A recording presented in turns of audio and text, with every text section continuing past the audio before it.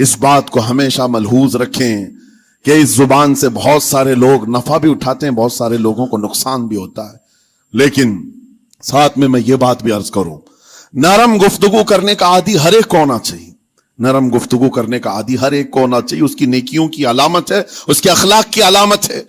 لیکن ساتھ میں امام شافعی رحمت اللہ تعالی علیہ نے یہ بھی فرمایا، چاہے جتنی بھی نرم طبیعت ہو انسان کی، اللہ اور اس کے رسول کے لیے غیرت ہونی چاہیے. اللہ اس کے رسول کے خلاف بات سنے تو پھر نرم لہجے کا استعمال نہ کرے، پھر وہ بزدلی کہلائے گی، وہ بزدلی کہلائے گی.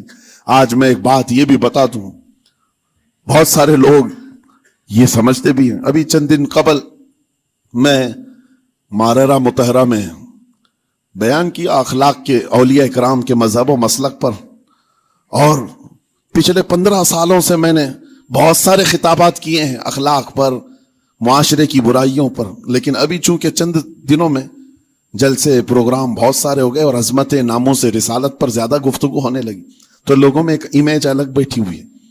اور ابھی ہم نے اخلاق حسنہ پر گفتگو کیا کی 8 دن پہلے. ایک بزرگ نے مجھ سے پوچھا، ایسی بھی تقریر کرتے ہیں آپ ایسی بھی تقریر کرتے ہیں، یعنی نرم گفتگو بھی کرتے ہیں؟ مطلب یہ ہے کہ ہماری امیج ایسی بنا کر رکھیں کہ ہم ہر وقت چلاتے ہی رہتے ہیں، ہر وقت للکارتے ہی رہتے ہیں. میرے عزیزوں، میں یہاں پیغام دینا چاہتا ہوں، ہم قرآن کے اس آیت پر عمل کرنا چاہتے ہیں جو مولا نے فرمایا اشداء علی الکفار رحماء بینہم. مومنین کی شان ہے، صحابہ کی شان ہے، وہ کافروں پر سخت ہوا کرتے ہیں اور مومنوں کے لیے نرم دل ہوا کرتے. زبان کی نرمی ایمان والوں کے لیے ہے، زبان کی نرمی محبت مصطفیٰ کے لیے ہے، عاشقان مصطفیٰ کے لیے ہے. ساتھ میں زبان کی سختی کفار و مشرکین کے لیے ہے، گستاخان رسول کے لیے ہے. اور اگر یہ چیز نہیں آئی تو پھر آپ سمجھ لیں نیک اس وقت نہیں کہلائے گا آدمی. بعض لوگوں کو ایسا لگتا ہے نرم بات کرنا چاہیے، نرم گفتگو بالکل صحیح ہے، یہ اخلاق ہے. لیکن اگر ایسے مقامات پر جہاں تمہارے نبی کو کوئی گالی دے رہا ہو، رب کی شان میں کوئی بھونک رہا ہو، اس وقت تم کہو کہ اخلاق ہے، نرم بات کرنا چاہیے، یہ بے غیرتی ہے، یہ بے غیرتی ہے.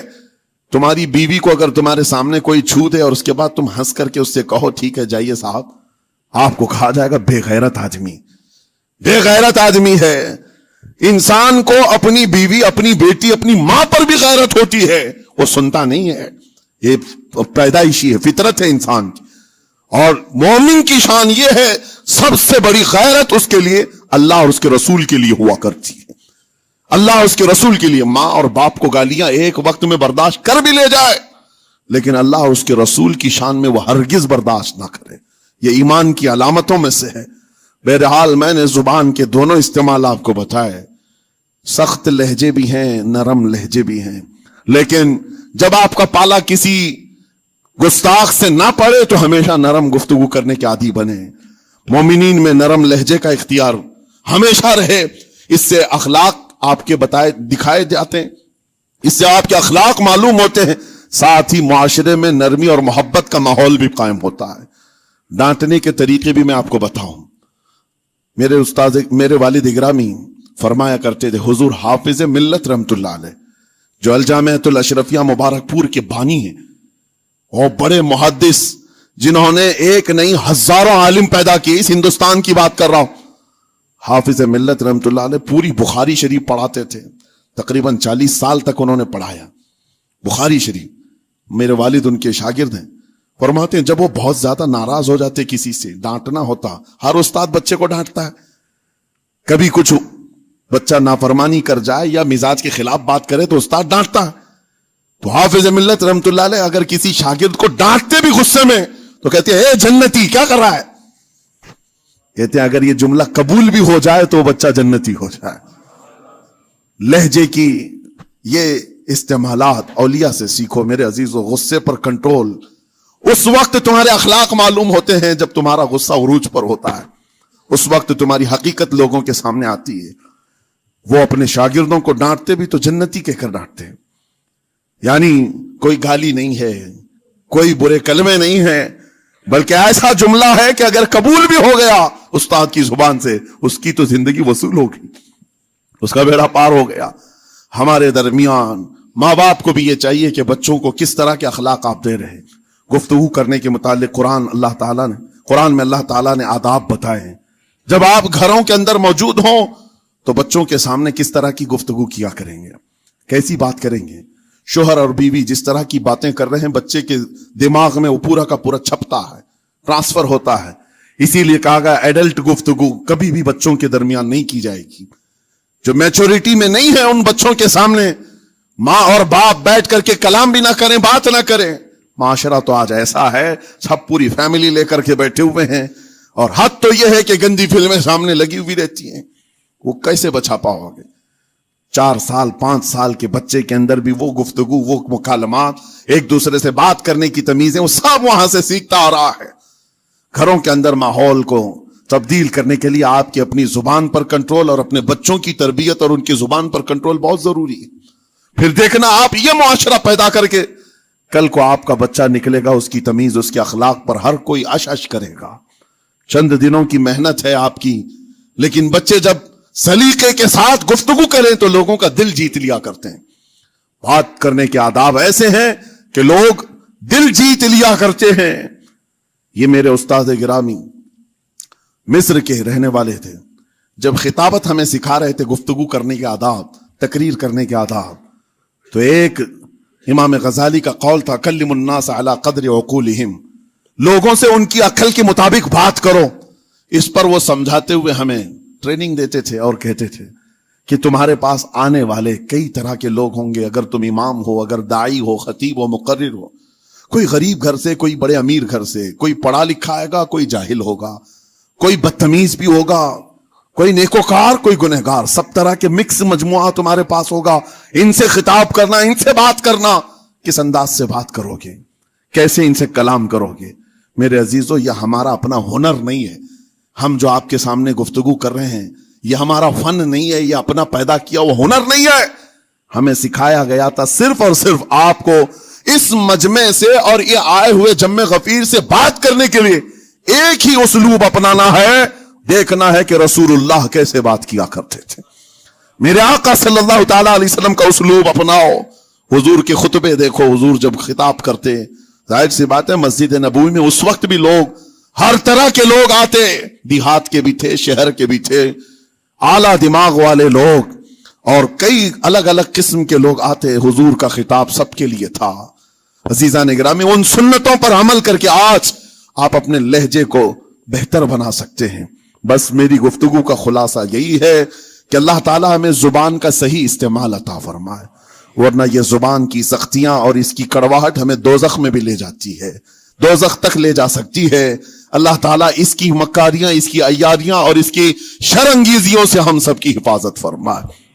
ساتھ میں یہ بھی میں بتا دوں, وہ زبان پاک نہیں بولتی, وہ زبان پاک نہیں بولتی جو حلال نہیں کھاتی. یہ بھی بزرگوں نے فرمایا ہے, یہ زبان پاک نہیں بولتی جو حلال نہیں کھاتی. اسی سے ہر کچھ گزرتا ہے, اندر پیٹ میں جاتا ہے. حلال لقمے اس سے گزارو تو زبان پاک بولے, اللہ کا ذکر کرے اور تمہیں زبان میں وہ لذت آنے لگ جائے. لیکن اس سے حرام لقمے گزارتے رہو گے, اس کے لہجے کی سختیاں بھی آ جائیں گی, اس کے اندر کڑواہٹ بھی آ جائے گی, گالی گلوچ, یہ سارے استعمالات یہ زبان کرنے لگ جائے گی. کیوں؟ اس سے حرام لقمے جو گزارے جا رہے ہیں. اس چیز کا بھی خیال ضروری ہے. زبان کو جس طرح کا پیٹرول دو گے ویسی چلے گی یہ گاڑی, جس طرح کا ڈیزل اس کے اندر ڈالتے ہو, حرام یا حلال, یہ بہت معنی رکھتا ہے. اور ایک بات یہ بھی سن کر کے چلے ہیں کہ حضرت سلیمان علیہ السلام کے زمانے میں ایک مناظرہ ہوا تھا علماء کا. بعض لوگوں نے کہا کہ انسان کی ایک جماعت تھی, انسان کی زبان افضل ہے, منہ افضل ہے, اس لیے کہ وہ اللہ کا ذکر کرتی ہے. بعض نے کہا کہ نہیں, انسان کے پیچھے کا مقام اچھا ہے, اس سے بہتر ہے. یہ دونوں کی تکرار میں حضرت سلیمان علیہ السلام کے پاس بات آئی, آپ بتائیں. تو ان سے پوچھا تم اتنی بڑی بات کیوں کہہ رہے ہو, اس کے پیچھے کا مقام اچھا ہے. کہا کہ اس لیے کہ وہ صرف نجاست نکالتا ہے, وہ صرف نجاست نکالتا ہے, وہ مقام غلاظت باہر کرتا ہے, غلاظت اندر لیتا نہیں. زبان غلاظت اندر بھی لیتی ہے, حرام کھاتی بھی, لوگوں کو زخمی بھی کرتی ہے. ان علماء کی دلیل تھی. تب آپ نے فرمایا بات ٹھیک ہے, جس انسان کا زبان پر کنٹرول نہیں, حرام کھاتا ہو اور بد کلامی کرتا ہو, گالی گلوچ ساری چیزیں کرتا ہو, آپ نے فرمایا اس سے بہتر اس کا پیچھے کا مقام ہے. اور جو انسان کنٹرول رکھتا ہے, حلال کھاتا ہے اور لہجے کی نرمی رکھتا ہے, ظاہر سی بات ہے اس کا منہ ہی افضل ہے, اس کی زبان افضل ہے. اب یہ تو فیصلہ سب کا ہے کس کو کیا چیز اختیار کرنی ہے. عزیزان گرامی اوقات, یہ بہت بڑی بات ہے جو میں آپ کے سامنے کہہ رہا ہوں.